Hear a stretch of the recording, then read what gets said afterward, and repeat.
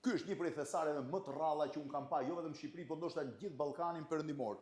Një kafë ose një kantinë ku ndodhen disa nga verat më të rralla dhe më të vështira për të gjetur në botë. Kjo është Chateau Pavie, për shembull, një arkë e cila është 100 arka, ky është numri 59 dhe ka 4 formatet, 0,75, 1,5, tresh dhe 6 litra. Chateau Pavie është një nga më të rrallat. Ktu kam Sonin, i cili do më ekspozoj disa nga verat e tjera më të rralla, si Petrus, që është kompania ose vera ndoshta më e shtrenjtë dhe më e vështirë në botë për t'u gjetur. Soni, sa kushton të Chateau Pavie ajo arka? Është 16.000 euro një ark blendi, por duhet të theksojmë që nuk është në shitje. Nuk është në shitje. Po Petrus, sa shishe keni?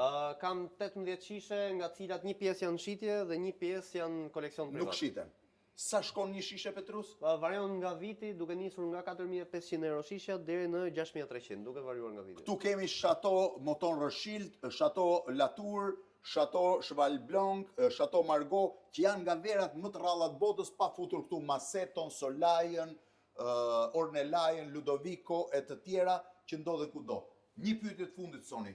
Ku i ke gjetur kaq shumë Petrus? Sa në botë nuk i gjen? Ne kemi disa brokerat të ndryshëm dhe sommelier të cilët futen në ankan të ndryshëm, konfirmojnë nga ne dhe futen për të marrë duke bler shishet që janë në treg. Faleminderit. Faleminderit. Thesar i rrallë që nuk e gjen ndoshta në gjithë Ballkanin perëndimor.